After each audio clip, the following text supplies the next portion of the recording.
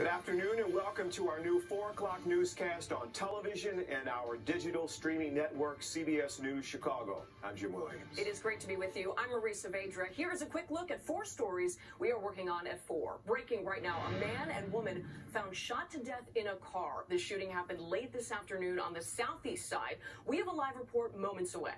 The snow is over, but now the bitter blast of cold is moving in. Your first alert forecast will leave you shivering. The family of an 8-year-old girl killed in Little Village this weekend, pleading for police and the city to do something to protect other children. Melissa Ortega was killed in gang crossfire on Saturday. That gunman remains on the loose. Also new at 4, this one out of Wisconsin, 6 bodies discovered inside one home. Police tell us that's what they found after the shooting in Milwaukee. All had been killed by gunfire. Let us get right now to the breaking news on the east side, again, where 2 people were shot. CBS 2 political investigator Dana Kozlov joins us. Dana, what are you hearing?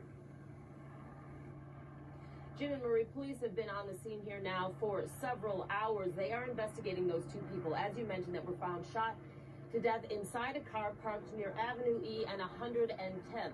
You can see the scene behind me is still very active. We understand a 31-year-old woman and a 30-year-old man were found dead inside that vehicle. And we have sources telling us that that 30-year-old man worked for the Illinois State Police Department. We are still working to confirm that, and if that is the case, exactly what his job was at the Illinois State Police Department. But I can tell you that both Chicago Police and Illinois State Police are on the scene here near 110th and Avenue E. About 1:30 this afternoon, somebody was walking by the car and noticed the 2 people, man and the woman, dead inside. Both appeared to be shot in the head. A call initially went out over the scanner for a 10-1, meaning an officer needs assistance, and we have a neighbor in the area telling us he's often seen an Illinois State Police car parked in this area over the last several months. But again, we are working to confirm if that 30-year-old victim does indeed or did indeed work for the Illinois State Police Department. Detectives here talking to people, and as soon as we learn more, we will definitely bring it to you. I'm live near Avenue E and 110th. Dana Kozlov, CBS 2 News. Marie, Jim. Dana, thank you. To First Alert Weather, Chopper 2 over the Kennedy Expressway near the junction. The roads are clear from the snow. Things are moving a lot better during this afternoon's rush hour. Certainly, but if you got stuck in it, you know what we're talking about. Cars barely moving along. This morning, it was definitely a very slow and slippery commute in. And now we have to worry about the cold, those temperatures falling fast. CBS 2 meteorologist Mary Kay Kleiss joins us from the First Alert Weather Center. Mary Kay? Well, Jim and Marie, we are going from shoveling to shivering, and the shoveling taking place because over the last 12 hours, we picked up another 1.5 inches at the lakefront, 2.2 inches at O'Hare, and 2.9 here around the rim of the lake there just to the north of Valparaiso. But the system snow has moved out. I'm waiting for some of this lake enhancement to push on shore into LaPorte County, where we still have a winter weather advisory for LaPorte. Otherwise, I want to mention, notice the clearing taking place from La Crosse to Madison. This clearing is opening the door for an extremely cold Arctic air mass to move in. In fact, by 10 o'clock tonight, it'll feel like 27 below in Fargo. It'll feel like 0 here in Chicago. And then the intrusion of this Arctic blast moving in for the morning. Our morning tomorrow, we will have a feels like temperature anywhere between 10 and 20 degrees below 0. That's not the coldest morning. Wait till you see Wednesday morning, and I'll talk about our next snow chance when I come back. All right, thank you, Mary Kay. Remember, you will get weather alerts first when you download our CBS Chicago app. And as always, track major weather with us on our digital streaming network, CBS News Chicago. It is always on and always free. You can find that on our app or our website, cbschicago.com. She sought to achieve the American dream, but was instead given American violence. The message today from the family of 8-year-old Melissa Ortega. She is the little girl who was shot and killed this weekend in a targeted gang-related shooting. Now we are getting new details on that shooting itself. CBS 2's Tara Molina has been tracking the story all day. She joins us live from police headquarters. Tara. Maria and Jim, Chicago police say there is a saturated presence in Little Village right now as they call for the community's help, the community's tips in bringing the shooter that took the life of this 8-year-old girl to justice. 8 years old, a third grader here at Emiliano Zapata Academy. Melissa Ortega was new to Chicago, here since August, and excited to build a better life with her mother, both from Mexico. Her family says she wanted to learn English, play in the snow, make a Build-A-Bear, and TikTok dances with her friends. But on her way from the bank to get a hamburger Saturday, hand in hand with her mom in Little Village, gang violence stole all of that from her, and her from her family. A family telling us in a statement she sought to achieve the American dream, but was instead given American violence. Her school put this letter out to families, grieving her loss, counselors there for students this week. We need your help. As Chicago Police puts another message out today. I ask anyone with information about the shooting to please call our anonymous tip line. As investigators work to find the shooter, there's a reward on the table, up to $10,000 for information leading to arrest in the case, and up to $15,000 for a conviction. Police call the gunfire Melissa and her mother tried to escape, part of a gang war. The shots, meant for a 26-year-old man who was nearby, also shot.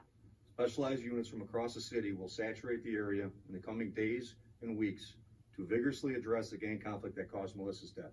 Melissa Ortega's uncle, Saul Galvez, responded to those statements from police today, telling me police patrolling the area now isn't enough. They should be doing that all the time. And, quote, resources should be invested to the community to prevent innocent kids from dying.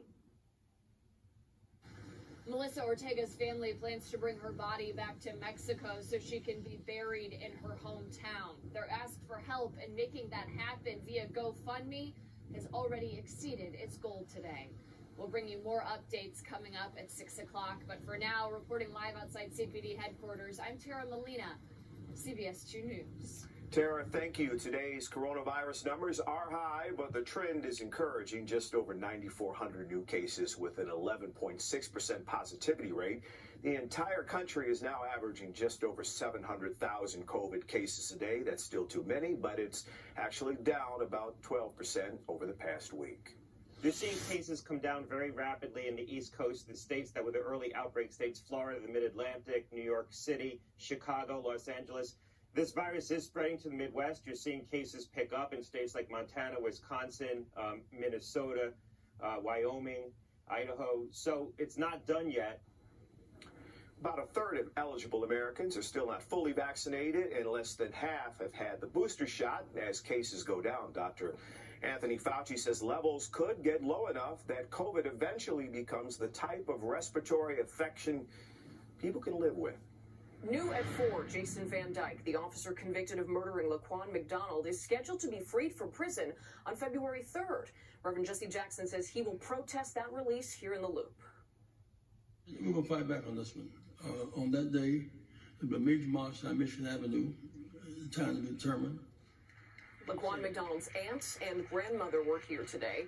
Van Dyke served 3 years for shooting and killing McDonald, who was 17. The former officer was sentenced to nearly 7 years in prison, but he's getting out early for good behavior.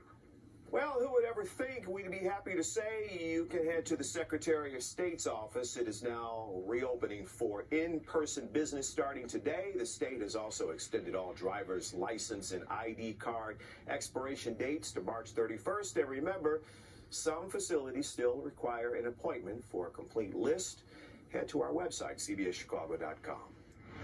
6 people found dead inside of a home in Milwaukee. Right now, police trying to figure out what happened inside that house.